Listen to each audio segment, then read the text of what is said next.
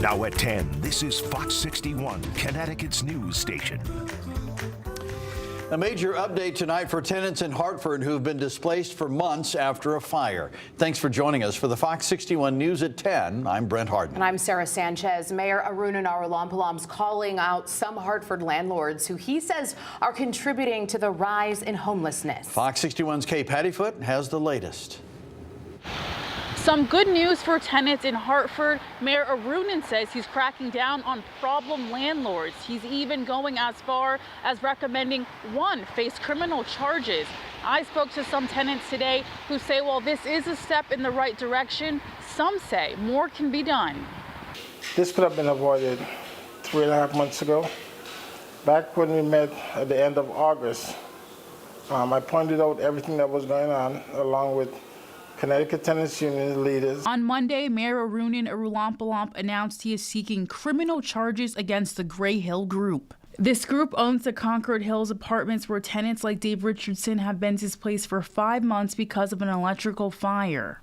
Irresponsible landlords that lead to displaced tenants have led to an epidemic of homelessness in cities like Hartford. Sarah White with Connecticut Fair Housing Center is nervous that some of the Concord Hills tenants may end up homeless on January 10th due to the negligence of Gray Hill. As we've seen from the beginning, this landlord didn't really have any financial incentive to make the repairs to get tenants back in because, of course, they could charge so much more with new tenants. Which is why the city has this message to landlords that are putting profit over people. To the worst landlords out there, we want to say, if you don't shape up, we are going to drive you out of the city. We're going to make it hard for you to do business. Mayor Arunin named the landlords and LLCs on Monday. Aaron Puritz Pax Properties, which received more than 50 notices of violations and owns 24 buildings across Hartford. Moshe Grossbart owns 31 buildings and 15 are in violation. And Lamar Whitehead, who owns Whitehead Estates. Whitehead is currently serving a 9-year prison sentence in the New Jersey federal system after being convicted on multiple counts of fraud. We've condemned 24 of his units due to a lack of heat or hot water. After all of this, Sarah White wants to see the tenant liaison position filled in the city. That is supposed to give tenants a voice in the city to look out for the interests of tenants, was funded in the 2024 budget, but as of yet still has not been filled. Dave Richardson says this announcement should have been made sooner. And he feels that the city has been dragging its feet throughout this whole process. In Hartford, Kay Pattyfoot, Fox 61, Connecticut's news station. All right, Kay, thank you. The fire marshal's office is investigating a fire that burned down multiple businesses in Simsbury over the weekend. Fox 61's Kayla Cade met with members of the community who are hurt most by this loss. She talked to them to learn more. Family Roots Hair Studio was one of 11 businesses that were impacted by the fire. The owner tells me that they are devastated by this tragedy, but also extremely thankful and trusting God. What was once home to 11 businesses in the old Hot Metal Center in Simsbury is now guarded off by a fence. One side of the building is missing, where parts of it is scattered on the ground. It's the aftermath of a massive fire on Saturday night. And I've never seen a fire that big anywhere around here. Adam Briggs works at Harvest Wine and Spirits in the Drake Hill Mall that sits across the street from the center. He says he found out about the fire through a friend while he was home and immediately thought the worst. And my first reaction was like, is my work burning down? Did I leave the coffee maker on or something? He later learned that the fire was in a different area. One of the businesses that was impacted is the Family Roots Hair Studio that was located next to Right Step Mortgage. The owner of the salon, Megan McCormick, sent us a statement. She says, quote, "For the past 8 years, I have put my heart and soul into that space and am deeply saddened that it stands under a pile of rubble. My heart goes out to all the other businesses and families that have been impacted by the fire, but so thankful that no one was hurt. A building and its contents can be replaced. People cannot. Their space may be gone, but that's not stopping them from serving their clients during this busy season. McCormick says they are temporarily operating out of Sorella Hair Salon in New Hartford. Those who were affected are also receiving help from the town and a nonprofit organization called Simsbury Main Street Partnership. We've reached out to our state officials, our state rep and our state senator to see if there's any grant funds or grant money available, and we're placing these businesses so that we don't lose them. They're crying, they're shocked, and we're just trying to make sure that they don't lose, as much business as possible. First Selectman with the town, Wendy Maxtudis, says it's sad to see a big hole like this on Hot Meadow Street in the middle of the holidays. It's really heartbreaking for all of us because everybody uses these businesses and has favorites. So This is a community that supports its local businesses, so we will do anything we can to help too, and I know everyone around here feels the same. Nielsen says once these businesses are relocated, support them and other businesses in Simsbury this holiday season. And if you would like to help Family Roots Hair Studio, you can visit fox61.com for their GoFundMe link. In Simsbury, Kayla Cade, Fox 61, Connecticut's news station. All right, Kayla, thank you. Turning to the weather now, we have a foggy, rainy night ahead, and this is the view from Hartford at Brainerd Airport and Colt Park tonight. But tomorrow we're seeing a warm-up after this rain ends. Yeah, driving around tonight's like a little bit like pea soup out there. Yeah. Let's check in with Chief Meteorologist Rachel Frank for a first look at the forecast.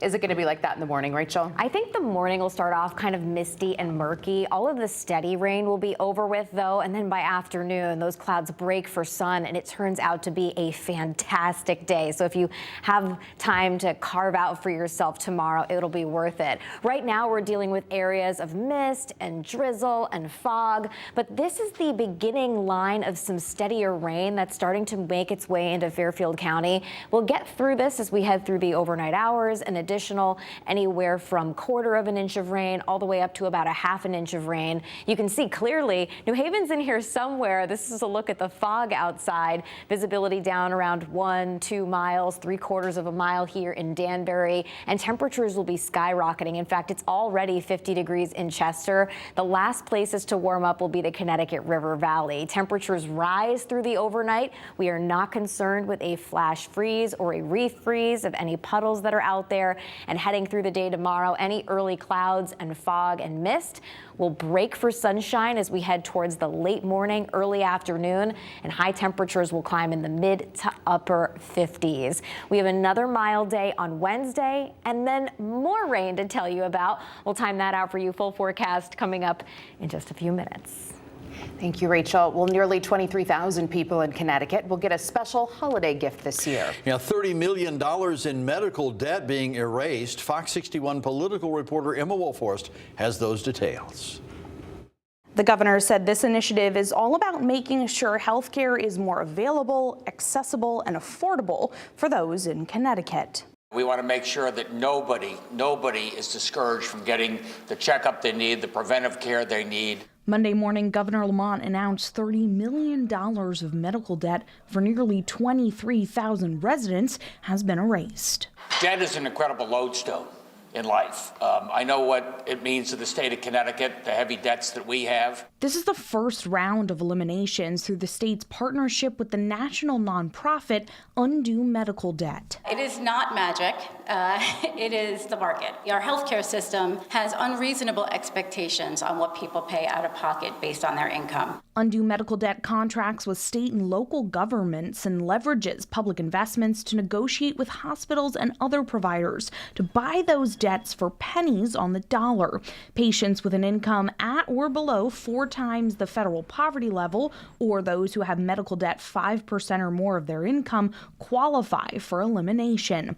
There is no application process, and debt relief cannot be requested. People tend to have, some disbelief when they get these letters. I didn't do anything, how did I get this? But then when they realize it's real, they usually have tears of joy and happiness and a real sense of relief. The Lamont administration invested $100,000 in federal ARPA dollars to acquire and cancel the $30 million in qualifying medical debt. One of the things we're trying to do is break the stigma of medical debt, because it's really a failure of the systems and not of people. People want to pay their debts. They just don't have the means to do so. Letters for this first round of erasures will be sent through the U.S. mail beginning December 23rd. Medical debt is something that you don't necessarily have any control over. Medical debt is when you get hit and hit hard by some sudden medical emergency. We're doing everything we can to make sure that this is an emergency that you can live through and that you can make sure that you're taken care of. As we said, this is only the first round of these debt cancellations. The state legislature allocated $6.5 million total in ARPA funding, so they anticipate being able to eliminate much more debt in the future. In the studio, Emma Wolforst, Fox 61, Connecticut's news station.